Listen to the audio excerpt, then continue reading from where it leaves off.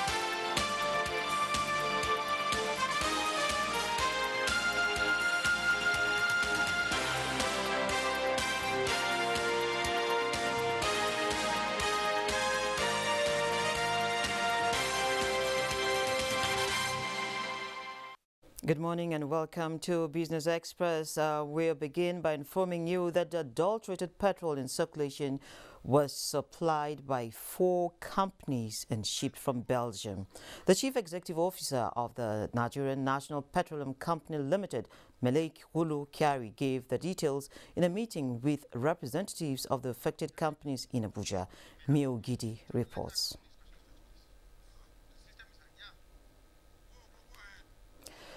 Okay, before we get to that film, let's inform you that just some days back, the Central Bank of Nigeria (CBN) debited 14 banks a total of 356.2 billion naira for failure to meet cash reserve requirements (CRR). The debit is the first suffered by banks in the new year 2022 and is led by Zenith Bank with a charge of up to 170 million naira. We'll be discussing these and other issues in the banking sector, and our guest is a financial expert and former banker Boniface Chizia. Good morning, Mr. Boniface.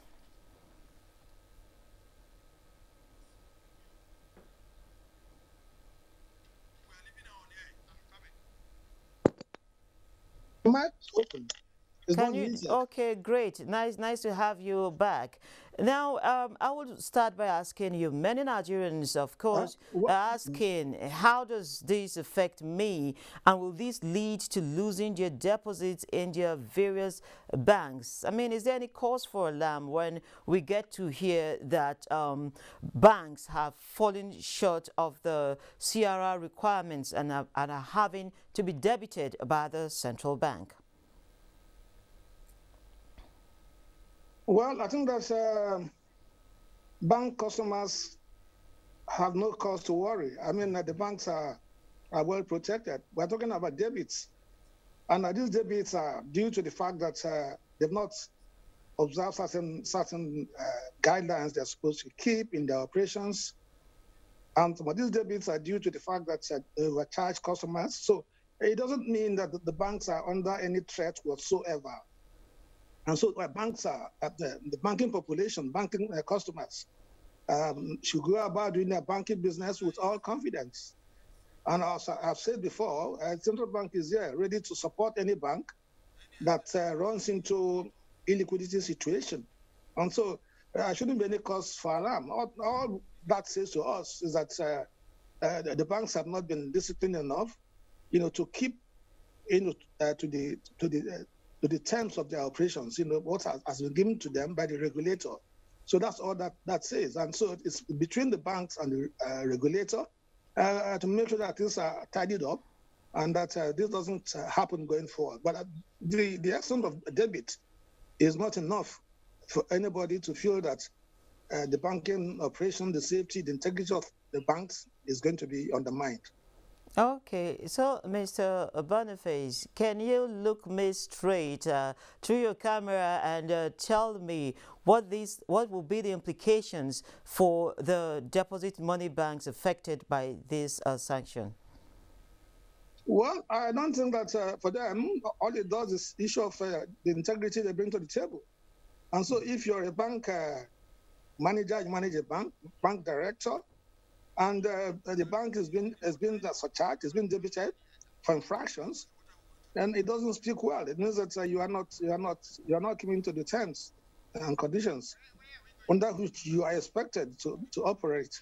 So that's exactly what it says. And I begin to feel that if we want to clean up the system, that the regulator will begin to maybe target the bank directors, the managing directors of banks personally, to make sure that this is corrected. But I think that it doesn't say much. All it just says is that the banks are not being disciplined in their operations.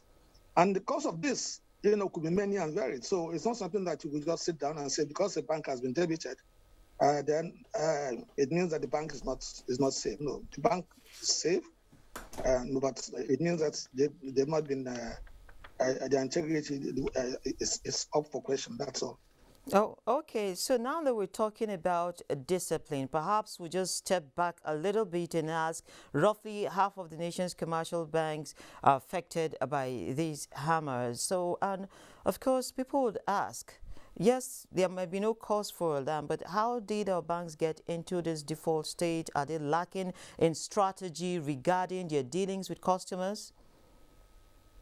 Well, I think that sometimes you find that, in fairness to them, they are overwhelmed with the operations. So there's certain things they might not be able to do. And also, if you lead a bank, sometimes you cannot vouch for the integrity of your staff, all of your staff. So you have many staff, employment, and then some could be deviant, in their operations. With the values they bring to the table might not be sort of values you want to see. So some of these penalties that the banks have incurred, some are due to the fact that maybe people wanted to cut corners, and some are due to the fact that the banks have some difficulties in keeping to the guidelines. And so there are instances where sometimes it's easier for a bank to pay the penalty than to comply. And so that's the part of the matter. So sometimes you can, if you want to be Machiavellian, you could say, look, we'll default and pay the fine, instead of going through this stringent requirement. Wow. So, are members of the public, will I say, averse to going to deposit money banks for credit? Yes. No, they should not be averse to deposit money bank for credit. Getting credit for a bank is not a walk in the park. If you try to get money, if you don't have a collateral, for instance, no bank is going to give you any money. And so it's not the banks that have done this. What the guidelines that the banks have been given, would insist, that the banks would ask you for collateral before you. So if you really, a credit extension in our banks in Nigeria today is like a pawnbroking. So I deposit my papers of my building, the house I own in Victoria Land, which you are sure you want to sell. You have many people wanting to buy, and then you want a credit that is maybe 100. That you get it quickly, and that shouldn't be banking. I think that we need to go beyond this. I don't know how we're going to do this. Address it in such a way that a bank should do proper credit appraisal, and that's what it's supposed to be. And when you've done the credit appraisal and you're convinced that this is a viable proposition that the bank will want to fund, then just in case of an eventuality, something you can't anticipate, anything, something happens that you didn't anticipate, then you want to make sure that you have a fallback situation. That's exactly what it should be. But it's gradually becoming that if you have papers to your house and then that house is going to be valued 1,000 times what the money you want, then you get it. But that's not banking. That's pawnbroking. So, how do we balance this concern now? Because when we look at some other climes, for instance, you can actually access credit, especially for startups, without dropping any collateral. You have a project the banks will review and see that it is actually worthy to put in their money there because the returns will come back. Is it that people are not meeting up with the standards required over here, or the banks are not looking deeper in that regard? Well, I think that, well, let me say upfront that there are lots of, because of the pandemic, there are lots of funds out there that you could access now with the conditions relaxed. The central bank, for instance, has put out lots of funding for small and medium-scale enterprises, for various businesses, in an attempt to make sure that we get the economy working. So the pandemic caused a slowdown, even since God granted a halt. And central bank has put out there are lots of fundings that you can access. And so part of the problem is that even our business people, some don't come prepared, for the business. And so if you want to do business and then you don't have simple bookkeeping, you don't have any records of what has happened, you have an ongoing business. If it's a startup business, like you just said, then we are talking of venture capital. So you have to find an organization that is purposely targeted at doing this. Because you see, when you don't have history of operations, you don't have a record of operations, and the bank is going to give you money, it's going to be difficult to get that from the regular banks, deposit money banks. It's going to be difficult to get that because they want to leverage on your history.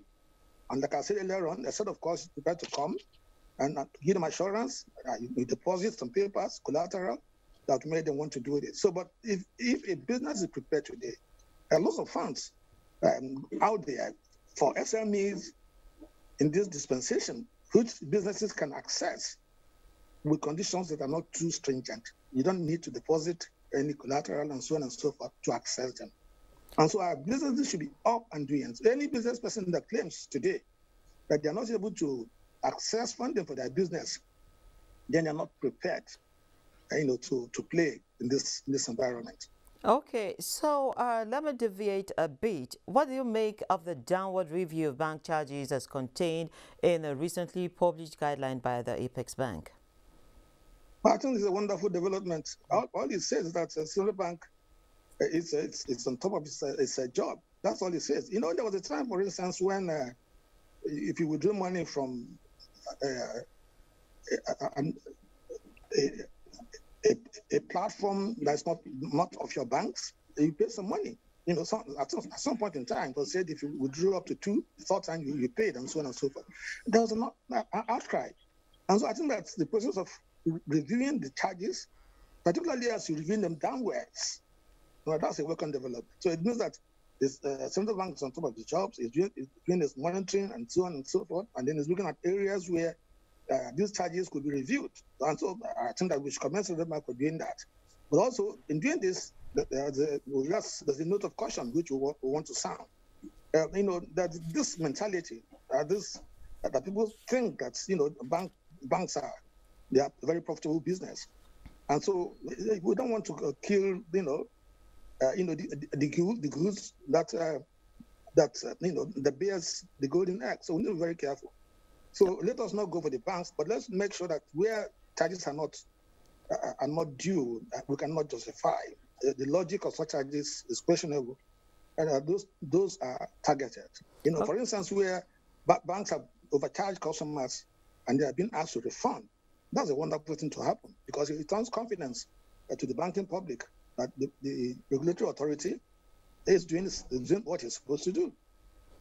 Okay, so in one breath, can you briefly cap your take on the IMF's recent advice, I would say, to Nigeria about the foreign exchange rates? Well, I think that the IMF has been consistent, with its advice, so it's nothing new. And then we've also been consistent in trying to respond, in the way and manner we think that it's acceptable to us. It's quite clear that this regime, this administration today in Nigeria, has made it clear that they are not prepared to float the naira. They can't float the naira. There's no market for dollars in this economy. So what do you float? If all the depreciation you've seen when this government came on board, the rate of exchange it's about 200 naira to a dollar. Today it's 400, and that's official window. We've lost. Okay. So you can have it's not allowable. If you try it, in fact, the rate of exchange could easily go to 1,000 naira to a dollar. So I think that's something that we have to be very careful about. Okay, I must sincerely thank you, Mr. Boniface Chizia, for sharing your time with us this morning. Thank you for having me. Thank you. Great. Have a nice day. So we move back to our initial story about the petrol, the adulterated petrol in circulation that was supplied, according to reports from the federal government, by 4 companies and shipped in from Belgium. The Chief Executive Officer of the Nigerian National Petroleum Company Limited, NNPC, Mele Kolukiari, gave the details in a meeting with representatives of the affected companies here in Abuja. And Mia Ogidi reports. The queues suddenly appeared at the filling stations. Reason initially not known, but on the 8th of February 2022, the Midstream Petroleum Regulatory Authority disclosed that there is an adulterated petrol in circulation. So, some filling stations under observation for product tracing. What the authority didn't tell Nigerians then was who are the suppliers, and that gap is what Mele Kolukiari, the CEO of the NNPC Limited, is filling. NNPC investigations revealed the presence of methanol in 4 of the PMS cargos imported by our DSTP suppliers, including MRS, Emadev, High Energy, AYM, Kifi, Britannia, U Consortium, Oando, and also our own company, Dick Oil. It is important to note that the usual quality inspection protocol employed in both load port in Belgium and our discharge ports in Nigeria do not include the test for percentage of methanol content, and therefore additive was not detected by our quality inspectors. We'd like also to emphasize that all defaulting suppliers have been put on notice for remedial actions, and NNPC will work with the authority to take further necessary actions in line with subsisting regulations. The suppliers admitted. We're going to work with NNPC to ensure that this issue is resolved. It's one of our consortium member, Britannia U, that supplied the cargo, and we are working together in solving the problem.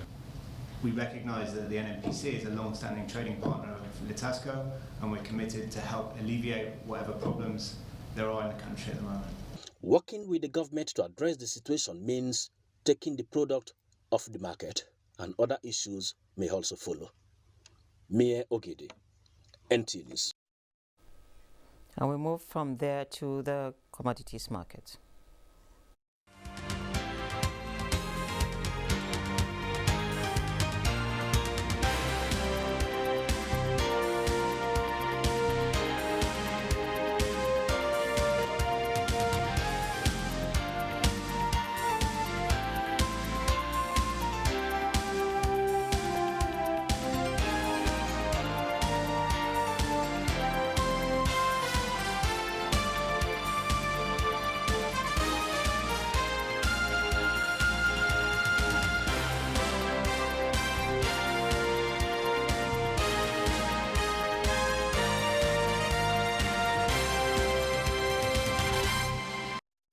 The World Bank, through the Ministry of Finance, Budget and National Planning, has been facilitating transparency in audit processes in the 36 states of the Federation. It is a process that rewards states that achieved specific disbursement-linked indicators with grants. The state's Fiscal Transparency, Accountability and Sustainability Program for Results is now taking stocks. What are states doing with the resources granted to them? Let's find out in this report. In the last 6 years, Nigeria has entered a recession and exceeded twice. Development partners like the World Bank have supported the federal government in meeting the demands of subnationals. First, through budget support facility, and second, the road to recovery occasioned by the coronavirus pandemic and its impacts. the state's Fiscal Transparency, Accountability and Sustainability Sectors Program for Results has so far disbursed $120.6 million to 24 states that qualified in the first tranche and $175 million to 35 states in the second tranche.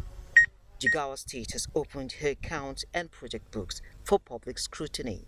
The civil servants have seen the advantage of these reforms and is targeted towards supporting them. First, when they are working, they will get their salaries on time, and when they retire, they will get their gratuity on time, and when they start earning pension, they will get it on time. In fact, from 1 to 10th of the month, they get their gratuity. So they will work hard to sustain the whole project. Government is consolidating on reforms amid reduced cash inflows that will deepen prudential spending and developmental engagements. Today, we are talking of fiscal sustainability, revenue generation, diversification of the economy, and increased IGR across the entire country.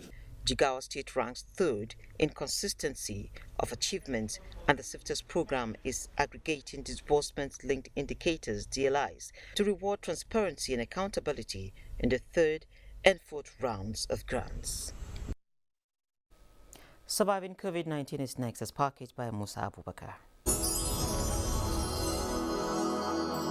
Surviving COVID-19 series is brought to you in partnership with the Central Bank of Nigeria. I'm Pastor Olufunke Lomo, the CEO of Eripress International. We deal with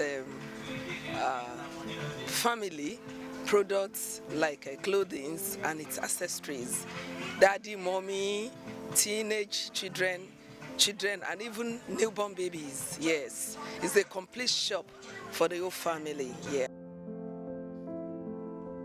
Business since last year has been a bit slow and not stable at all, and especially for the kind of business I do, especially this particular line of business, it's been really challenging. The continuous increase and devaluation of naira compared to, and you have to buy products and all of that. It's been really challenging. But also what has come out for me from pandemic is that I've learned to actually take different brands. Before now, I used to stick to particular brands, but I've learned to take different brands for different the classes of people that we have, so that when you come in, you have something to pick, something your pocket can afford, really, yeah.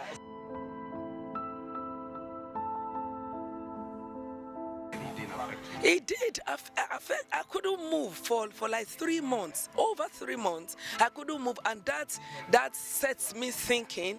Now I have other sources of business, like I do a lot of all this soap, dishwash, and all of that. That's another line of business that I've started, because I was stranded during pandemic because I could not move. I could not access my shop. I could not access my goods. All of them were locked in the shop for over 3 months. It was a trying time, but out of it, I learned a lot. I trained in so many other areas so that I can have sources of income, and that is where I am now. I have other sources of income other than this. No, I did apply, but I have not heard anything up till now. Maybe they are still considering some of us. I don't know. Yes, but I did apply. Surviving COVID-19 series is brought to you in partnership with the... So local stocks are resuming this morning and positive after marginal gains yesterday. But let's join Nekaoko on the global scene. European stocks are expected to open around the flat line this Thursday as global investors are waiting the latest reading of US inflation. The UK's FTSE index is seen opening 5 points lower at 7,637. Germany's DAX up 9 points and France's CAC 40 up 18 points. US stock futures were mixed early Thursday morning ahead of key inflation data expected later in the day. Dow Jones Industrial Average futures rose 0.07%, while S&P 500 and Nasdaq 100 futures both traded in negative territory. In Asia, stocks were slightly higher. The Shanghai Composite rose 0.15%, while Hong Kong's Hang Seng Index added 0.06%, and the Nikkei 225 in Japan gained 0.42%. Markets in Africa are set to open mixed this morning, with Tanzania and Mauritius already seeing posting gains. Thank you, Neka. And of course, we end this edition of Business Express here. We value feedback, so keep the comments, observations, and suggestions coming. All previous episodes are available on YouTube on the NTA's channel. We can also catch up with us on our social media handles. The program returns tomorrow at 3 p.m. Thank you for watching.